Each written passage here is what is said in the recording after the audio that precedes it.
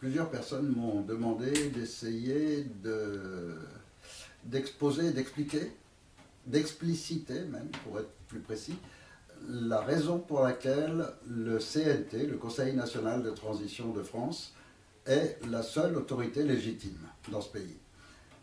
Et il me semblait déjà que dans nos textes, etc., c'était clair.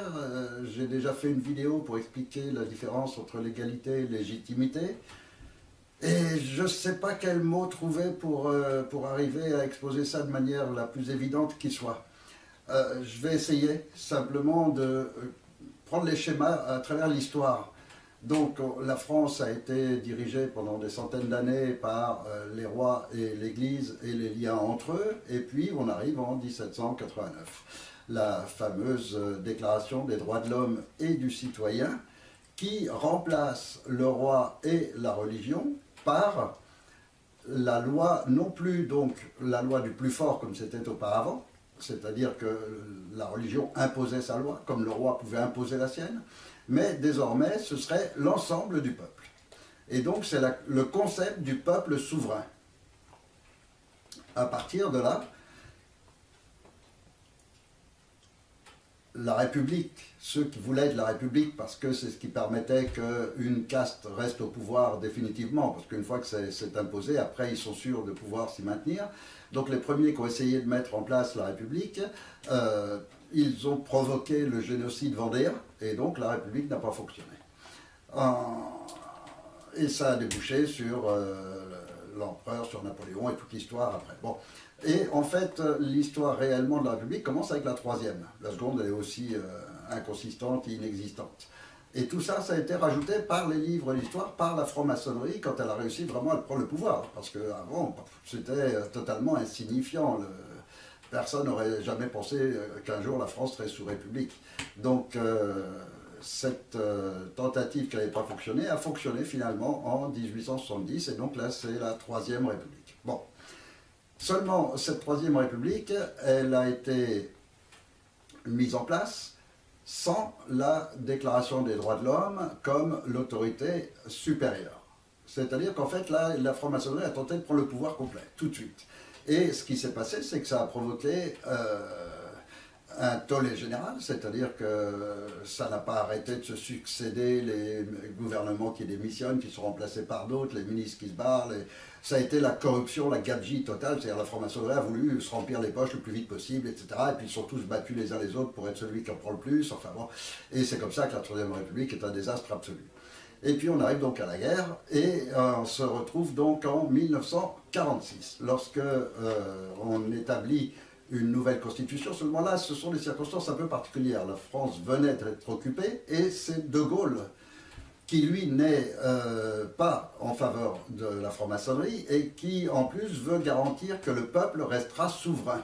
Ne plus pouvoir permettre que des dictateurs, quels qu'ils soient, de l'étranger ou de l'intérieur, puissent prendre le pouvoir sur l'ensemble du pays, et met en place donc une constitution qui commence en 1946 et qui inclut un préambule dans lequel on rétablit totalement la plus haute de toutes les normes hiérarchiques judiciaires, à savoir la Déclaration des droits de l'homme et du citoyen de 1789. Ça, c'est absolument essentiel parce que c'est aujourd'hui la plus haute instance juridique de notre pays. C'est-à-dire que tous les Français devraient la connaître par cœur. Il y a 17 articles. Ça devrait s'apprendre à l'école, c'est ce qui était d'ailleurs prévu. Et ça devrait être affiché dans tous les lieux publics administratifs, c'est-à-dire toutes les mairies, dans toutes les écoles, partout. Et c'était comme ça, jusqu'à ce que, malheureusement, la franc-maçonnerie, petit à petit, arrive à faire disparaître cette déclaration des droits de l'homme de l'enseignement, fait disparaître les panneaux de tous les tribunaux, de toutes les écoles, de tous les bâtiments publics. Ce qui fait que de moins en moins, les gens ont conscience que c'est vraiment la base même de l'existence de la France.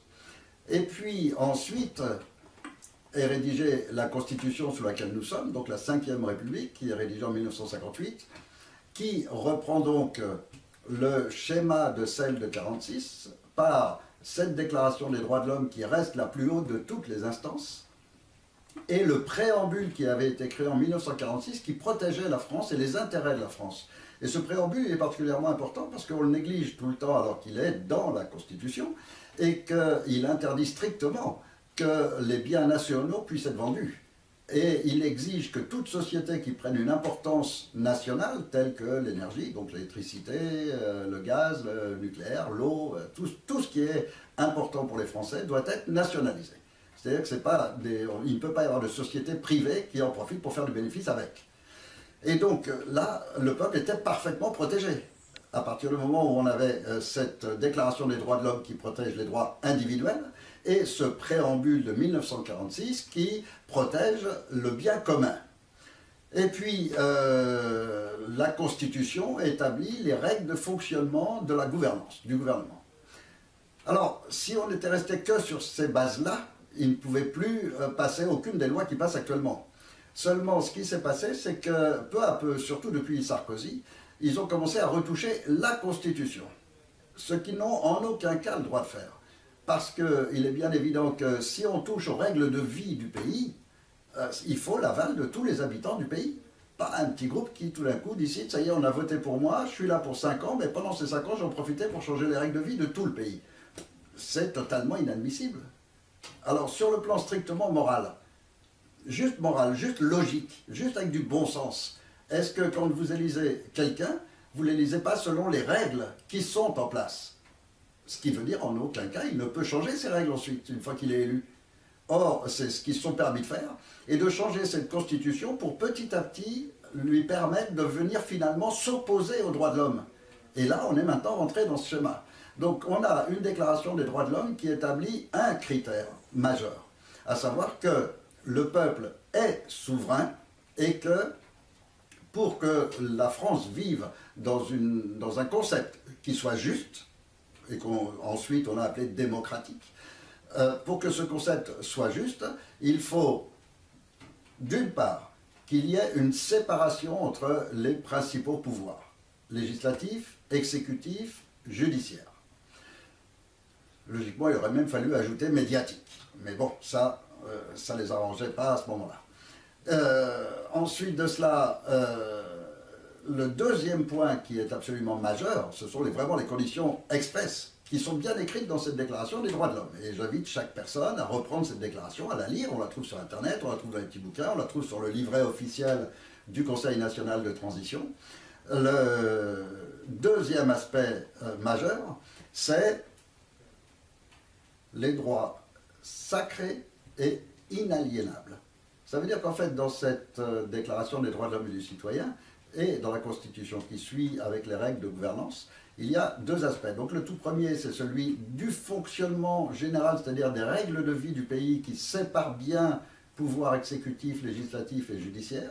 Et il y a les droits de chacun qui sont des droits considérés comme sacrés et inaliénables. Ces mots sont extrêmement précis. Il n'y a aucune possibilité de les modifier ni d'y toucher, d'aucune manière que ce soit. Alors, lorsque Sarkozy a voulu supprimer la souveraineté du peuple et faire passer le traité de Lisbonne, lorsque le peuple avait dit non à ce que la France passe sous les lois européennes,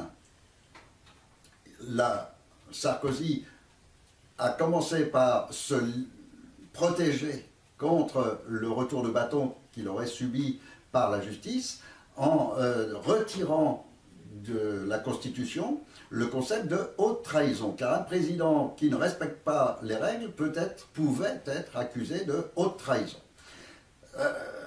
Le principe est très simple, il a retiré ça de la Constitution française. Et après, il a passé le traité de Lisbonne.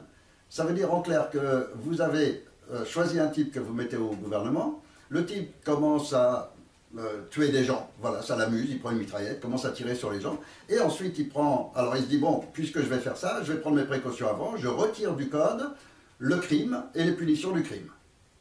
Donc, ensuite je tue les gens, et on ne peut plus m'en accuser, puisque le crime n'est plus dans le code pénal. C'est totalement absurde.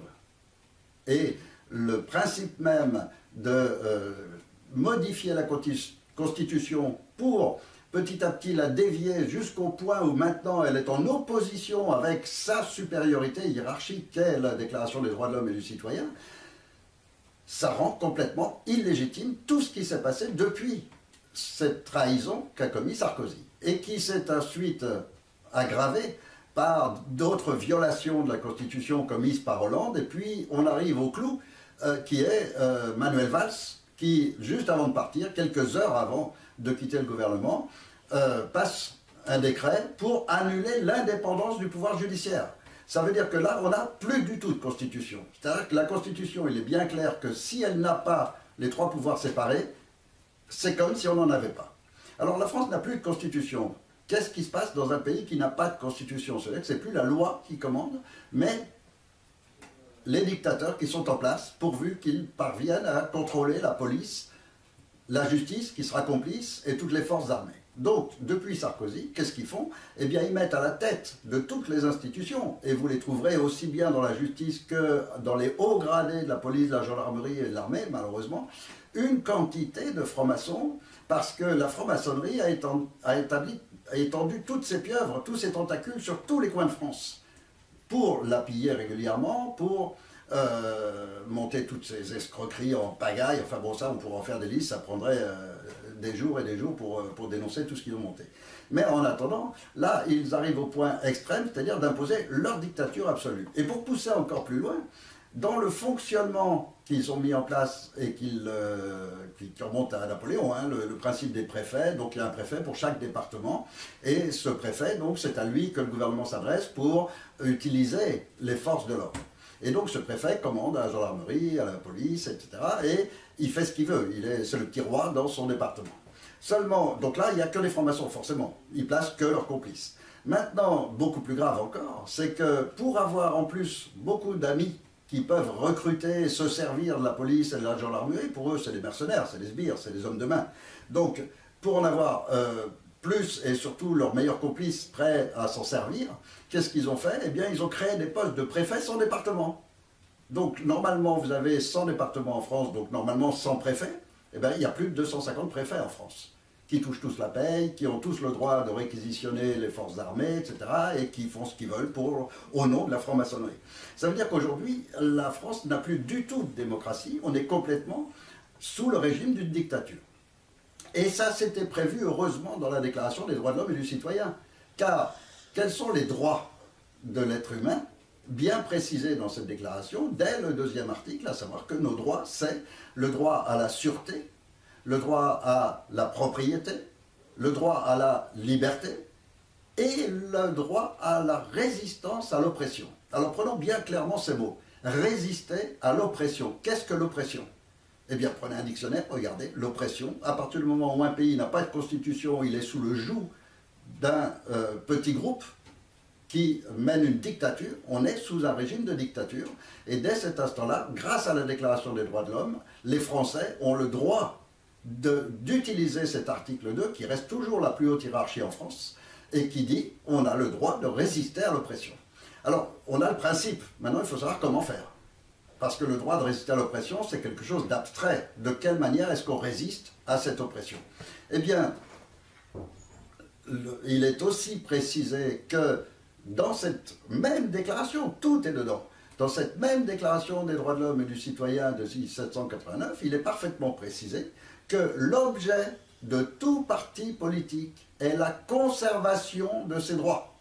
C'est très clair, vous n'avez pas le droit, vous ne pouvez pas, vous êtes illégal si vous faites un parti politique dont le but n'est pas de protéger ses droits, les droits individuels, les droits sacrés et inaliénables. Donc, tous les partis politiques aujourd'hui qui ne sont pas en train de défendre ces droits sont totalement illégaux. Vous n'avez plus le droit à la propriété, puisque le gouvernement a fait un accord avec les banques pour leur donner le droit de se servir sur vos comptes et de prendre votre argent et de le séquestrer. Vous n'avez plus le droit à la sûreté, puisque normalement le pays doit garantir ses frontières et garantir la culture, les valeurs morales et toutes les valeurs du pays. Et c'est le rôle du président, c'est très clairement écrit cette fois-ci dans la Constitution. Eh bien, en ouvrant les frontières et en faisant venir une armée l'armée de Daesh, donc en faisant venir une armée étrangère sur le sol de France qui se prépare à la guerre civile, ce gouvernement est totalement illégal, il n'a pas le droit de faire ça. Ensuite, vous avez le droit, un autre de vos droits sacrés et inaliénables, qui est celui de la liberté. Or, Aujourd'hui, ce droit a été complètement annulé par la dernière loi antiterroriste qu'a fait Macron, qui fait qu'on a le droit de vous interdire de circuler, on a le droit de vous consigner à résidence, on a le droit de vous interdire de sortir de votre ville ou de votre village, on a le droit de vous interdire de sortir de votre département, c'est-à-dire qu'ils font tout ce qu'ils veulent de vous. Vous n'êtes plus qu'un pion à qui on donne le droit de faire ou plus ou moins de déplacements, ou plus ou moins... Voilà, c'est extraordinaire, mais ils ont passé une loi. Alors, bien sûr, l'astuce juridique, c'est pour des gens comme ça, et c'est bien évident, quand on vous mène par des déguisements, par le leurre, par le mensonge depuis toujours, c'est pas demain qu'ils vont vous dire clairement, ça y est, on annule tous les droits de la Déclaration des droits de l'homme et du citoyen, et pour ça, juridiquement, parce que là, ils auraient quand même une levée de bouclier de la part de la plupart des juristes, et puis du reste du monde, surtout, des pays étrangers. Donc ils ne peuvent pas officiellement dire, on annule complètement la Déclaration des droits de l'homme et du citoyen. Seulement, cette déclaration, qui est la plus haute hiérarchie, et qui vous garantit 4 droits très précisément, la liberté, la sûreté, la propriété et le droit de résistance à l'oppression, ils font une loi qui vous annule ces 4 droits. Vous n'avez plus droit à la propriété, vous n'avez plus droit à la sûreté, vous n'avez plus droit à la liberté. Sans que ce soit, sauf leur accord. C'est-à-dire que vous avez un dictateur au-dessus qui vous donne le droit ou non de faire, voilà, de vivre. Et si on prend donc ce dernier droit, le droit de résistance à l'oppression, eh bien, il n'existe aucune expression qui représente le peuple souverain.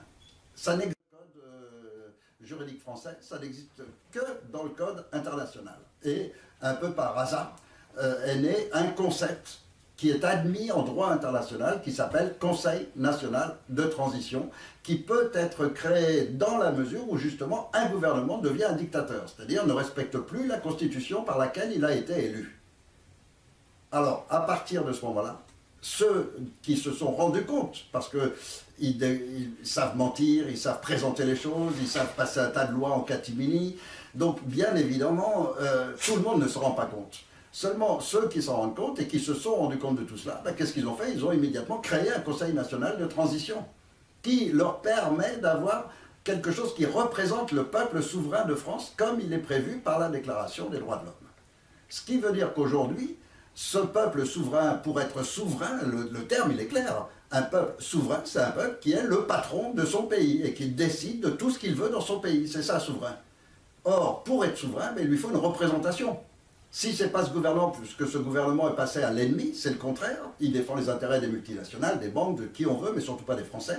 Les Français, pour eux, c'est la vache à lait qu'il faut piller au maximum. Eh bien, le Conseil national de transition devient la seule et unique possible représentation de la souveraineté du peuple. Et c'est pourquoi, donc, aujourd'hui, le Conseil national de transition est la seule et unique autorité légitime de France. Et toutes les lois que sortent actuellement les politiciens sont totalement illégales. Parce qu'eux-mêmes étant illégitimes, si vous prenez, j'ai déjà pris cet exemple, mais je vais le reprendre, vous prenez n'importe quel soldat de 3e classe et vous lui mettez un uniforme de général, parce que le mec il l'a trouvé dans un vestiaire, il enfile l'uniforme de général, c'est pas pour ça que ces ordres sont ceux d'un général. Elles n'ont aucune valeur, ces ordres n'auront aucune valeur. Et donc notre gouvernement actuel, qui se prétend nos gouvernants, n'ont aucun droit d'émettre aucune loi. Toutes leurs lois sont complètement invalides. Et comme la Constitution a été totalement supprimée, qu'est-ce qui reste en France comme loi? Il n'en reste plus qu'une seule. C'est la Déclaration des droits de l'homme et du citoyen. Et il n'y a qu'un organisme pour la représenter et défendre les droits individuels des individus, c'est le Conseil national de transition. Et ce qui est en train de se passer aujourd'hui, où ils sont en train de se rendre compte de la prise de conscience de beaucoup de gens, eh bien, ils sont en train d'essayer de précipiter les choses. Et précipiter les choses avec les vaccins, précipiter les choses avec les lois. Et en fait, l'opération vaccin, il faut la comprendre complètement. Ça consiste d'abord à retirer aux parents leurs droits parentaux. Ça, c'est le truc le plus extraordinaire. En 3000 ans d'humanité, jamais aucun, le pire des dictateurs, n'a même pas osé essayer de faire ça. Et là, on a un mec qui débarque et qui, voilà, il vous supprime vos droits parentaux. C'est plus vous qui décidez pour vos enfants, c'est eux. Et ça, c'est absolument extraordinaire. Mais on va encore plus loin que ça. L'opération économique, bien sûr, il y a la rentabilité qui vont toucher sur les vaccins et les quantités de vaccins monstrueuses, etc. Plus encore ce qui vont toucher sur tous ces mômes qui vont être malades et qui vont toute leur vie consommer des consommateurs de médicaments, et alors là on parle en milliards et en centaines de milliards même, hein. Mais on va passer encore à un stade supérieur, c'est un appauvrissement général de toute la population. Car ces frais médicaux absolument généraux, qui vont toucher tous ces enfants, qui vont toucher leur famille, qui va déstabiliser une multitude de gens, va aussi provoquer que c'est tout l'ensemble de la France et des entreprises et des salariés, etc., qui devront augmenter leurs charges sociales pour arriver à payer tout ça. Alors il faut déjà payer pour toute immigration qui n'a rien à faire chez nous, il faut en plus payer demain pour tous les dégâts que vont provoquer ces vaccins. Et là, on va arriver à des sommes absolument extraordinaires. On va totalement appauvrir et faire mourir la France et toute l'économie française.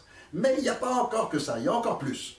Il y a aussi le fait que, grâce à cette opération vaccin, eh bien, tout ce qui est en train de se passer aujourd'hui, où l'enfant n'est plus considéré que comme une marchandise dont ils se servent pour les réseaux pédophiles, dont ils se servent pour les réseaux sataniques, dont on se sert pour le trafic d'organes, dont on se sert pour la prostitution, Alors il leur faut un maximum d'enfants, parce qu'aujourd'hui c'est ce qui est le plus rentable.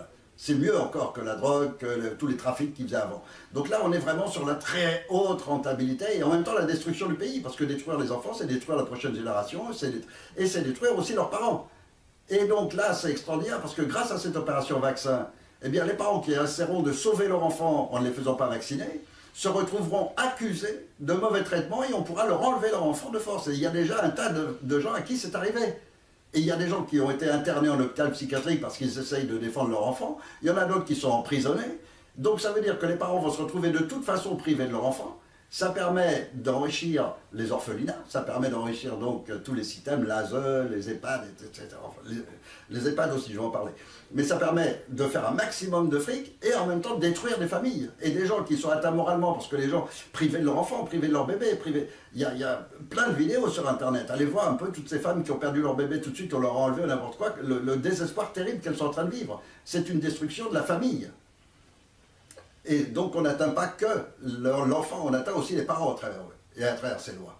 Sans compter qu'il y a aussi cet autre aspect donc, qui m'a échappé tout à l'heure, l'EHPAD, qui est de créer des mouroirs où on va pouvoir emmagasiner en pagaille tous ceux qui ont encore des biens et puis qui sont plus rentables pour la société parce qu'ils ne consomment plus tellement. Alors ceux-là, on va vite les amener par les tutelles dans les mouroirs et les faire mourir un peu plus vite, et puis pendant ce temps-là, on récupère leur héritage. Et les juges se prêtent très volontiers à tout ça. Il n'y a qu'à voir un petit peu tout ce qui se passe, tous les scandales sur les tutelles en ce moment, c'est absolument monstrueux. Ils se prêtent aussi très volontiers à à dépêcher leurs policiers, leurs gendarmes et tout ça pour enlever les enfants à leur famille. Ils se prêtent à tout, parce que tout est corrompu. Et corrompu par le haut. Donc par les dirigeants de la gendarmerie, de la police qui acceptent ce genre d'ordre, par la justice qui donne ces ordres, et puis par les préfets qui sont derrière, et puis que eux veulent récupérer un maximum d'enfants, parce que c'est avec ça qu'on fait un maximum d'argent. Donc voilà le monde dans lequel on est entré. Les enfants ne sont plus que les marchandises, qu'ils sont en train de se récupérer pour leurs biens, pour se faire du fric avec. Alors j'ose espérer que vous allez prendre cette déclaration des droits de l'homme et du citoyen. Il n'y a que ça qui peut aujourd'hui nous sauver, et sauver la France, et sauver vos enfants. Et reconnaître ce Conseil national de transition comme la seule souveraineté du pays, ça veut dire que le 5 mai, quand on sera tous à Paris, on va virer ces malpropres une bonne fois pour toutes. Et toutes leurs ramifications de la franc-maçonnerie. Et on va enfin gérer notre pays et retrouver la réalité telle qu'elle est prévue par nos codes de loi. À savoir, le peuple est souverain. Eh bien là, il va l'être vraiment.